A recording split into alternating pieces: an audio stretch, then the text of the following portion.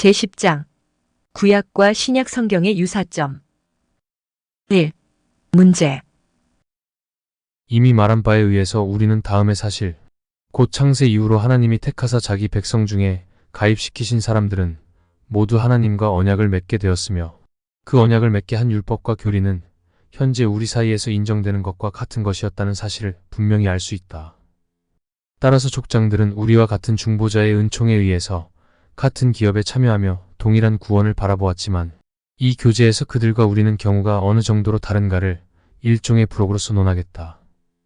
우리가 율법서와 예언서에서 수집한 증언들을 보면 하나님의 백성에게는 경외와 경건에 관해서 어떤 다른 원칙이 있은 일이 없다는 것을 분명히 알 수 있다. 참으로 저 놀랄만한 불량배 세르베투스와 제세레파의 일부 미친 사람들이 이스라엘 백성은 돼지 무리에 불과했다고 하기 때문에 이 문제를 다루는 것은 꼭 필요한 일이다. 주께서는 이스라엘 백성을 지상생활에서 살찌우셨지만 그들에게 하늘 영생에 대한 희망은 주시지 않았다고 그들이 짓거리기 때문이다. 그러면 이 악취나는 오류에 경건한 사람들이 전염되지 않도록 하며 동시에 신구약의 차이점을 말할 때 즉시 일어나는 난제들을 제거하기 위해서 우리는 그리스도 강림 전에 주께서 이스라엘 백성과 맺으신 언약과 그리스도가 강림한 후에 우리들과 맺으신 언약이 얼마나 서로 같으며 또 얼마나 다른가를 살펴보기로 하겠다. 2. 일치되는 주요 사항 한마디로 두 가지 점을 다 설명할 수 있다. 모든 족장들과 맺어진 언약과 우리와의 언약은 그 실질과 실상이 매우 동일하기 때문에 사실상 이 둘이 하나다. 다만 처리 방법이 다르다. 그러나 이렇게 간단히 말해서는 분명히 이해할 수 없으므로 더 자세한 설명이 있어야만 논의의 전진이 있겠다. 여기서 우리는 중요한 세 가지 점을 주장해야겠다. 첫째로, 노력할 목표로서 유대인들에게 제시된 것은 육적인 번영과 행복이 아니었다고 우리는 생각한다. 오히려 그들을 선택하셨을 때 영생의 희망을 주셨고 신탁과 율법과 선지자들에 의해서 이 선택을 보증하시며 확인하셨다. 둘째로, 그들을 주에게 묶어놓은 언약은 그들 자신의 공로에 의해서가 아니라 오직 그들을 부르신 하나님의 자비에 의해 유지되었다. 셋째로, 그들은 중보자이신 그리스도를 알고 있었고 그리스도를 통해서 하나님과 결합되며 하나님의 약속에 참여하리라고 믿었다.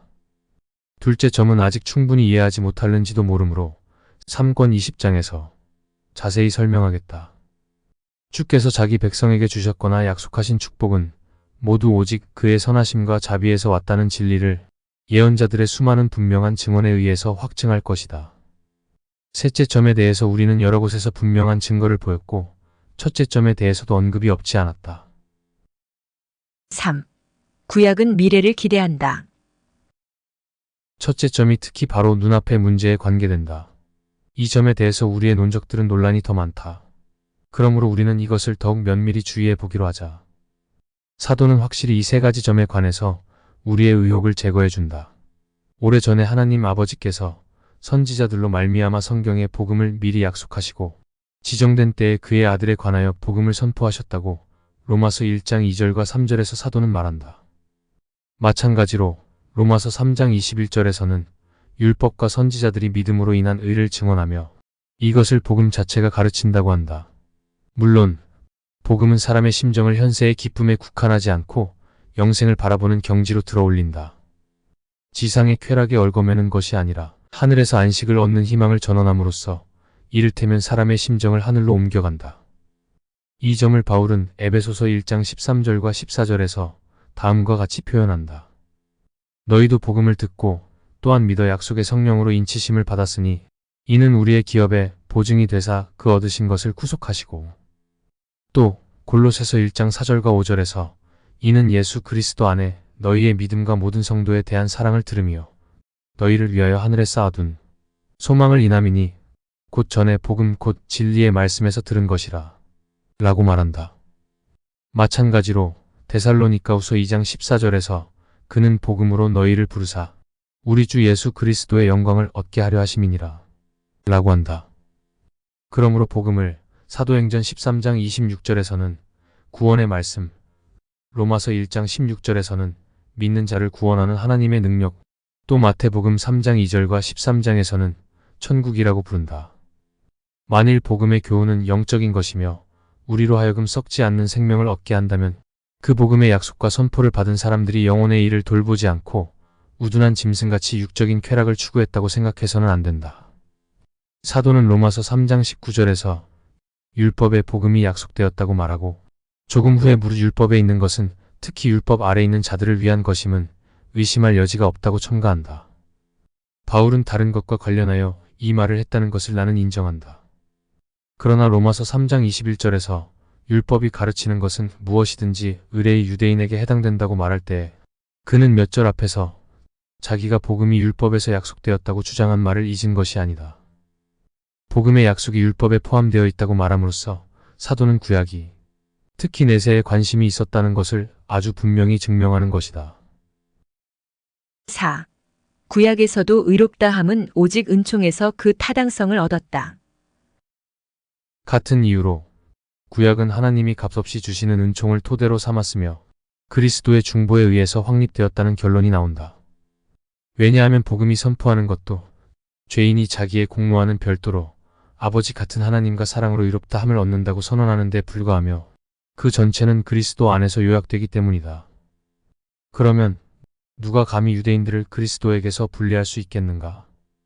그들에게 복음의 언약을 주셨다고 하며 복음의 유일한 토대는 그리스도가 아닌가?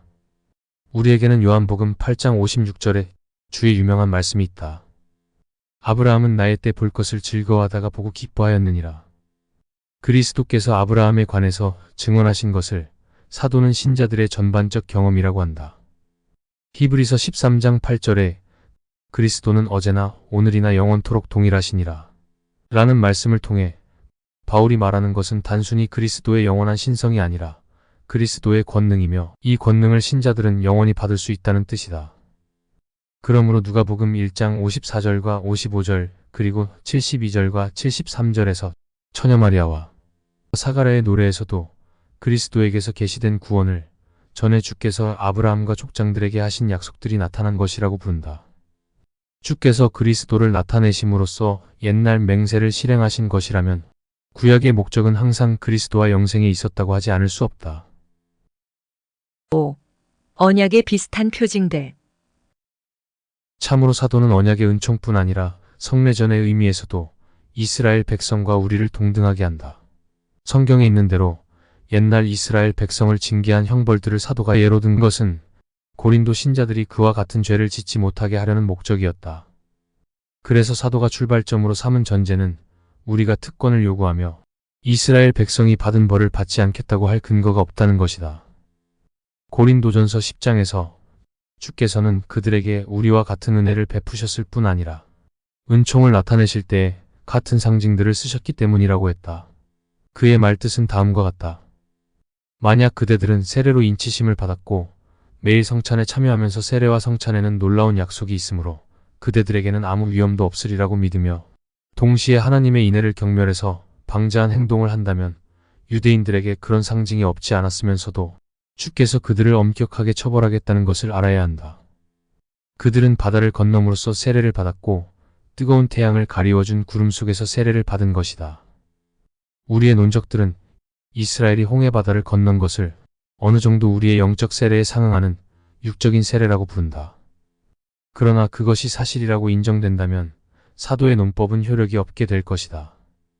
사도는 그리스도인들이 세례의 특권에 의해서 유대인들보다 자기들을 훌륭하다고 생각는 것을 방지하려고 하기 때문이다. 고린도전서 10장 3절과 4절에서는 그들은 다 같은 신령한 식물을 먹으며 다 같은 신령한 음료를 마셨으니 라고 말한다. 이것을 사도는 그리스도를 가리키는 말로 해석한다. 이 말도 논적들에게 트집 잡힐 수 없다.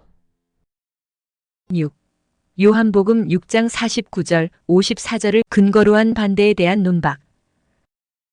바울의 발언을 뒤엎기 위해서 그들은 요한복음 6장 49절에 너희 조상들은 광야에서 만나를 먹었어도 죽었다 라는 그리스도의 말씀과 요한복음 6장 54절에 내 살을 먹는 자는 영원히 죽지 아니하리라는 말씀을 들어 반대를 제기한다. 그러나 이 두 구절은 조화시키기 어렵지 않다. 주께서 그때의 상대로 말씀하신 사람들은 음식으로 굶주린 배를 채우려고만 하고 영혼의 진정한 양식에는 관심이 없었기 때문에 예수께서는 그들의 이해력에 알맞도록 말씀하셨다. 특히 그들이 알아들을 수 있도록 만나와 그리스도 자신의 육체를 비교하셨다. 그들은 그리스도가 자기의 권위를 증명하기 위해서 어떤 기적으로 권능을 증명할 것을 요구했다. 모세도 하늘에서 만나를 얻었을 때 광야에서 기적을 행하지 않았느냐고 했다. 그러나 그들이 말한 만나는 그 당시에 굶주린 사람들을 신체적으로 도와준 것을 의미할 뿐이었고, 그들의 생각은 바울이 문제로 삼은 더 깊은 신비에는 도달하지 못했다. 그러므로 그리스도께서는 그들의 조상들이 모세에게서 받았다고 한 것보다 자기에게서는 얼마나 더 위대한 은혜를 기대해야 하는가를 알리시고자 이 비교를 말씀하셨다. 주의 백성이 광야에서 아사하지 않도록 주께서 모세를 통하여 그들에게 하늘 양식을 주시고 그들을 단시일 동안 지탱해 주신 것을 위대하고 기억할 만한 기적이라고 한다면 영생을 주는 양식은 얼마나 더 훌륭한가를 추론해 보라고 하신다. 주께서 만나의 가장 중요한 면을 간과하시고 그 최저의 이용 가치만을 말씀하신 이유를 우리는 알 수 있다. 유대인들이 그를 비난하려고 모세를 그에게 대립시키고 모세는 궁지에 빠진 백성을 만나로 구출했다고 했기 때문이다.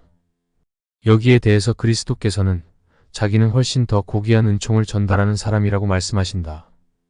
고린도전서 10장 1절부터 5절을 보면 주께서 하늘에서 만나를 떨어뜨리신 것은 그들의 배만을 불리려고 하신 것이 아니라 한 영적 신비로서 주셨다는 것을, 즉 우리가 그리스도 안에서 받는 영적 생명을 예시하셨다는 것을 바울은 알고 있었다. 그러므로 그는 특히 고려할 가치가 있는 이 측면을 무시하지 않았다. 이것을 보면 우리는 확신을 가지고 결론 지을 수 있다. 주께서는 지금 우리에게 주시는 것과 똑같은 영원한 하늘 생명의 약속을 유대인들에게도 알리셨을 뿐 아니라 진정한 영적 성례전으로 그 약속의 인을 치셨다. 7. 그와 더불어 또한 영생을 얻었다. 그러나 우리가 그리스도와 사도들에게서 들은 바와 같이 족장들에게도 모두 공통적인 영적 언약이 있었다는 것을 가르치는 말씀들을 배우고자 하는 사람들을 위해 제시하겠다. 하나님의 말씀 속에 큰 생명력이 있어서 하나님이 이미 거기 참가하는 것을 허락하신 사람들의 영혼을 모두 살린다는 것을 나는 이미 당연한 사실이라고 믿는다. 베드로전서 1장 23절에서 하나님의 말씀은 썩지 않는 시며 항상 있다고 한 베드로의 말은 언제든지 타당했고, 그는 이 점을 1장 25절에서 이사야 40장 8절의 말씀으로 추론하기도 한다. 그런데 하나님께서 옛날 유대인들을 이 거룩한 유대로 자기와 연결하셨은즉 그들을 성별하셔서 영생의 희망을 주신 것이 확실하다. 그들이 말씀을 받아들여 하나님과 더욱 긴밀히 결합되었다고 내가 말하는 것은 자연계시로 천지와 우주 만물의 편만한 전반적인 전달 방법을 의미하는 것이 아니다. 내가 의미하는 것은 경건한 사람들의 영혼을 비추는 특별한 방법이다. 이 방법은 하나님에 대한 지식을 주는 동시에 이를테면 그 영혼들을 하나님에게 결합시킨다. 아담, 아벨, 노아, 아브라함 이하의 족장들은 이와 같은 말씀에 의한 조명으로 하나님께 밀착하여 떨어지지 않았다. 그러므로 그들이 하나님의 영원 불멸하는 나라에 들어갔다고 나는 단정한다. 그들은 참으로 하나님께 참여했으며 이 참여에는 영생의 축복이 없을 수 없기 때문이다. 8. 구약에서 하나님께서는 자기 백성들에게 하나님과 사귐을 허락하심으로써 그들에게 영생을 주셨다. 이것도 아직 조금 분명치 못한 것 같은가? 그렇다면 언약의 말씀 자체를 보기로 하겠다. 그렇게 하면 조용한 사람들은 만족할 것이요, 반대자들의 무지도 충분히 드러나게 될 것이다. 왜냐하면 주께서 자기의 종들과 언약하신 말씀은 레위기 26장 12절에 항상 나는 너희 하나님이 되고 너희는 나의 백성이 되리라 라는 것이었다. 선지자들도 보통 설명하기를 생명과 구원과 모든 축복이 이 말씀에 포함되었다고 했다. 다윗이 시편 144편 15절에서 자주 한 말에는 근거가 있었다. 여호와를 자기 하나님으로 삼는 백성은 복이 있도다 라는 말씀이다. 시편 33편 12절에서는 하나님의 기업으로 빼신 바된 백성은 복이 있도다 라고 한다. 이것은 지상에 복을 주시기 때문이 아니라 자기 백성으로 택하신 사람들을 죽음에서 구출하시며 영원한 자비로 영원히 보호하시며 지켜주시기 때문이다. 하박국도 1장 2절에서 같은 말을 한다. 나의 거룩한 이시여 주께서는 만세 전부터 계시지 아니하시니까 우리가 사망에 이르지 아니하리이다. 이사야는 33장 22절에서 여호와는 우리에게 율법을 세우신 자시오 여호와는 우리의 왕이시니 우리를 구원하실 것임이니라 신명기 33장 29절에는 오 이스라엘이여 너는 행복자로다. 너희는 여호와의 구원을 얻을 백성이로다. 라고 한다. 주께서 우리 하나님이신 동안 우리에게는 온갖 좋은 것이 풍성하며 구원이 확실하여 조금도 부족함이 없다고 한다. 옳은 말이다. 하나님의 얼굴이 비치시는 순간 그 얼굴이 구원의 가장 확실한 보증이 된다면 하나님이 어떤 사람에게 그의 하나님으로서 나타나실 때에 이 계시와 동시에 자기의 구원의 보고를 그에게 열어주시지 않을 수 있겠는가. 하나님이 우리의 하나님이 되시는 조건은 레위기 26장 11절에서 모세를 통해서 증언하신 대로 하나님이 우리 사이에 계신다는 것이다. 하나님이 이렇게 함께 계시는 사람은 동시에 생명을 받아 가지지 않을 수 없다. 출애굽기 6장 7절에 나는 너희 하나님이 되리니라는 말씀에서 그들은 영적 생명에 대한 분명한 약속을 받았다. 이는 그들의 신체에 대해서만이 아니라 특히 그들의 영혼에 대해서 하나님이 되시겠다고 선언하셨기 때문이다. 다만 이를 통해서 하나님과 결합되지 않은 영혼은 여전히 하나님에게서 격리되어 있으며 죽음 속에 있다.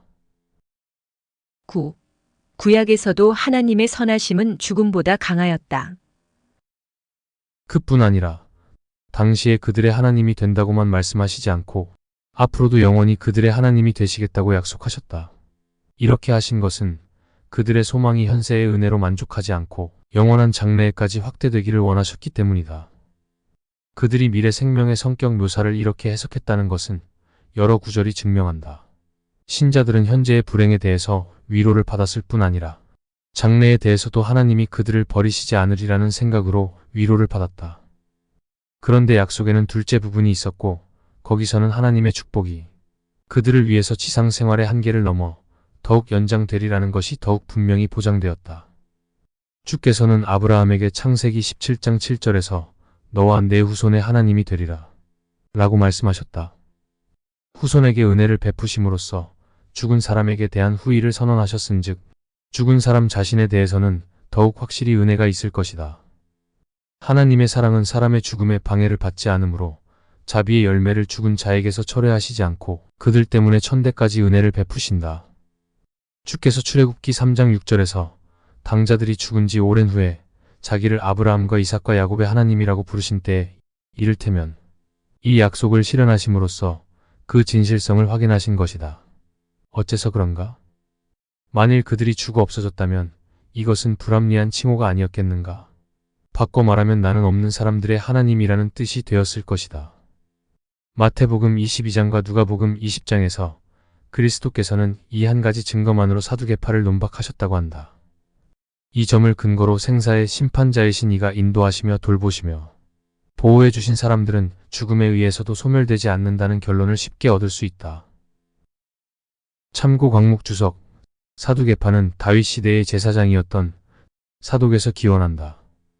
신약 시대에 그들은 성전을 장악했으며 정치적으로는 로마 제국의 우호적인 모습을 보이면서 정치적, 종교적, 경제적인 기득권을 누린 칠로마파 귀족층이었다.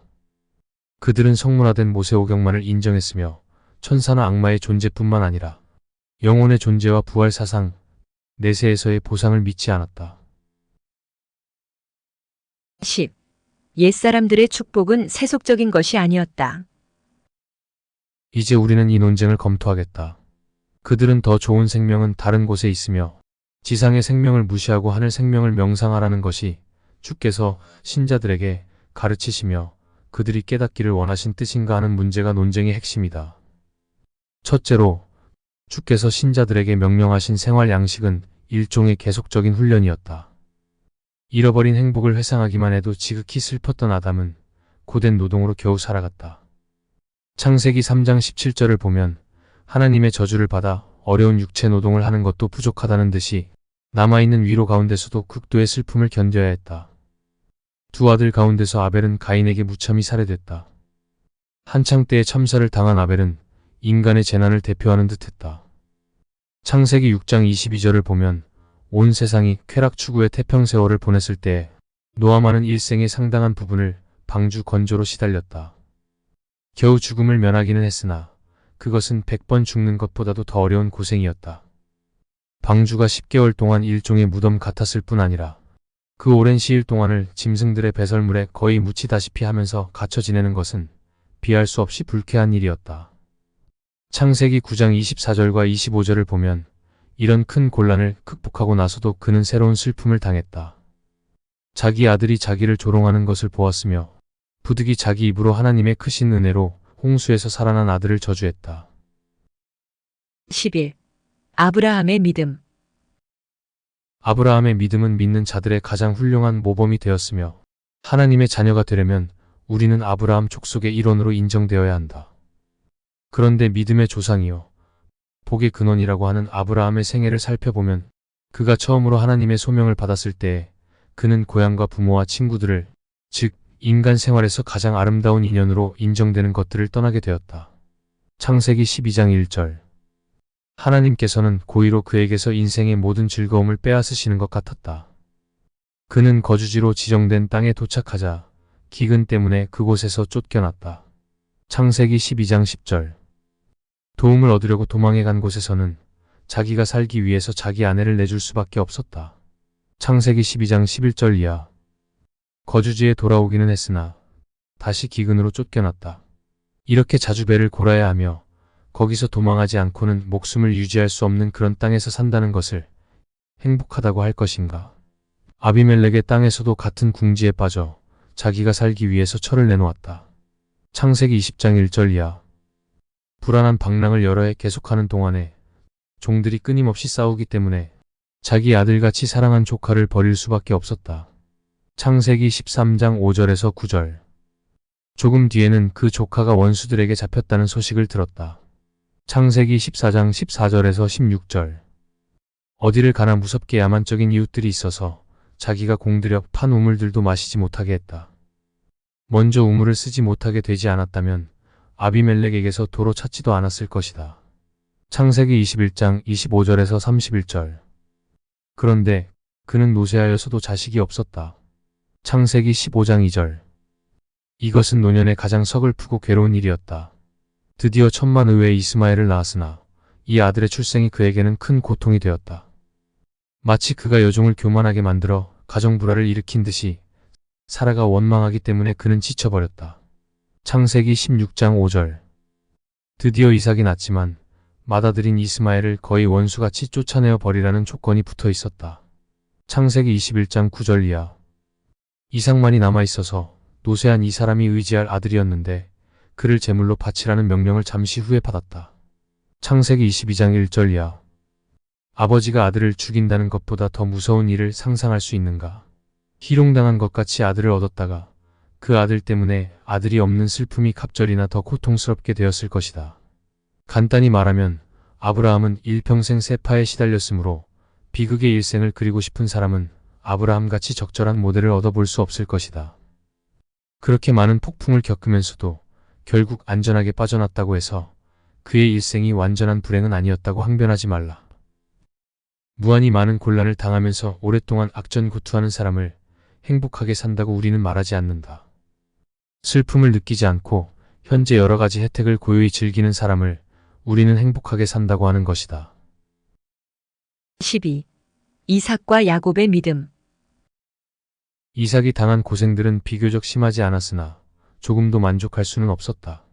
그도 역시 지상의 행복을 허락하지 않는 여러 가지 고통을 경험했다. 기근 때문에 가나안 땅에서 쫓겨났고 창세기 26장 1절. 사랑하는 아내를 빼앗겼다. 창세기 26장 7절 이하. 이웃들은 백방으로 그를 괴롭혀 우물물 때문에도 싸우지 않을 수 없었다. 창세기 26장 12절 이하. 가정에서는 그의 자부들이 큰 말썽을 일으켰다. 창세기 26장 34절에서 35절. 그의 아들들이 싸워서 괴로웠고 창세기 27장 41절 이하. 이 큰 재앙을 제거하기 위해서 자기가 축복한 아들을 먼 곳으로 보내야만 할 수밖에 없었다. 창세기 28장 1절과 5절. 야곱으로 말하면 극도의 불행만을 겪은 사람의 특출한 표본이 되었다. 소년 시절에는 가정에서 형의 위협에 전전긍긍하는 세월을 보냈고 드디어 굴복할 수밖에 없었다. 창세기 27장 41절에서 45절. 부모와 고향을 떠나갔을 때 이런 추방에서 오는 슬픔뿐 아니라 그의 외삼촌인 라반도 친절하거나 다정하게 받아주지 않았다. 창세기 29장 15절 이하. 야곱은 7년 동안 가장 힘들고 잔혹한 종살이를 했건만 그것도 부족했고 창세기 29장 20절. 거기다가 흉기에 걸려 젖까지 빼앗겼다. 창세기 29장 23절에서 26절. 둘째 철을 얻기 위해서 다시 종살이를 시작하지 않을 수 없어 창세기 29장 27절. 그 자신이 불평한 것과 같이 온종일 불볕에서 타며 추위에 밤새도록 잠을 이루지 못했다. 창세기 31장 40절. 20년 동안 이런 어려운 생활을 하면서 매일 장인의 부당한 처사로 고통을 당했다. 창세기 31장 41절. 자기 가정에서도 아내들이 서로 맞서 미워하며 싸우기 때문에 집안이 항상 어수선하고 거의 분열 상태였다. 창세기 30장 1절 이하. 고향으로 돌아가라는 명령을 받고 부끄럽게 도망치듯 떠나야 했다. 창세기 31장 17절 이하. 그래도 장인의 악의에서 벗어날 수 없었고 여행 도중에 그에게서 모욕과 꾸짖음을 받게 되었다. 창세기 31장 23절. 오래되지 않아 그는 훨씬 더 잔혹한 곤란에 부딪혔다. 형이 있는 곳에 접근했을 때 그는 잔인한 원수가 계획한 것 같은 죽을 위험성을 내다보았다. 그래서 에서가 오는 것을 기다리는 동안에 무서운 공포심으로 말할 수 없는 고통을 당했다. 창세기 32장 7절과 11절. 에서를 보고 야곱은 거의 죽은 사람같이 형의 발 앞에 엎드려 의외의 호의를 느낄 때까지 일어나지 못했다. 창세기 33장 1절 이하. 그 후 고향에 들어가자 사랑하는 처 라헬을 잃었다. 창세기 35장 16절에서 20절. 후에 그는 라헬이 낳은 아들, 다른 아들들보다 특히 사랑하던 아들이 짐승에게 찢겼다는 말을 들었다. 창세기 37장 31절에서 32절. 아들이 죽은 슬픔에 압도되어 오랫동안 울고 나서 모든 위로를 완강히 거절하고 죽어 아들에게 가기까지 슬퍼할 것뿐이라고 선언했다. 그러는 동안에 딸 하나가 잡혀 강간을 당했고 창세기 34장 2절과 5절. 아들들이 대담한 복수를 감행해서 창세기 34장 25절. 그는 모든 지방 주민에게 미움을 받을 뿐 아니라 언제 피살될는지 모르는 위험한 지경에 빠졌다. 창세기 34장 30절. 거기다가 맏아들 르우벤의 극악한 범죄가 있었는데 이보다 더 중대한 일이 있을 수 없었다. 창세기 35장 22절. 처가 능욕을 당하는 것만도 가장 큰 불행이라고 하거든. 하물며 그 죄를 지은 자가 자기 아들이었으니 무엇이라고 할 것인가. 얼마 지나지 않아서 다시 근친상간의 추태가 있었다.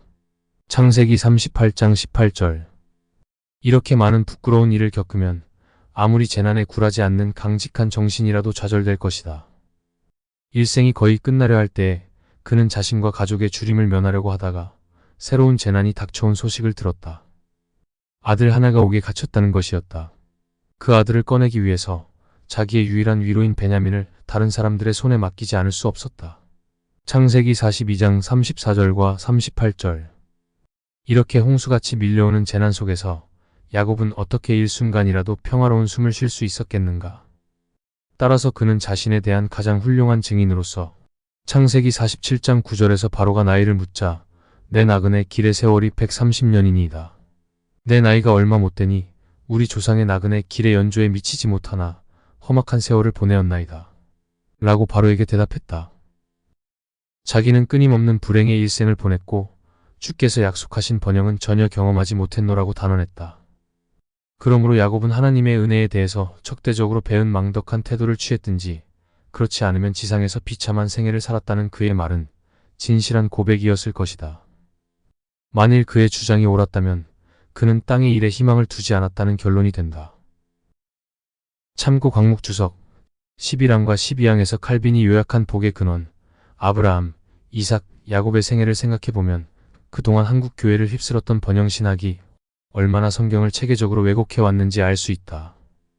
지금은 보기 힘들지만 예전에는 식당이나 부동산 같은 영업장에서 내 시작은 미약하였으나 내 나중은 심히 창대하리라 라는 욥기 8장 7절의 구절이 액자로 걸려있는 것을 자주 볼 수 있었다. 이것은 알 수 없는 고난에 처한 욥에게 욥의 친구들이 위로한답시고 찾아와서 그 중에 수아 사람 빌닷이 비아냥거리면서 욥에게 한 말이다. 마치 하나님이 우리를 축복하는 말씀인 것처럼 설교 시간에 선포하던 당시 유명한 목사와 거기에 아멘하던 나의 모습이 괴롭게 떠오른다.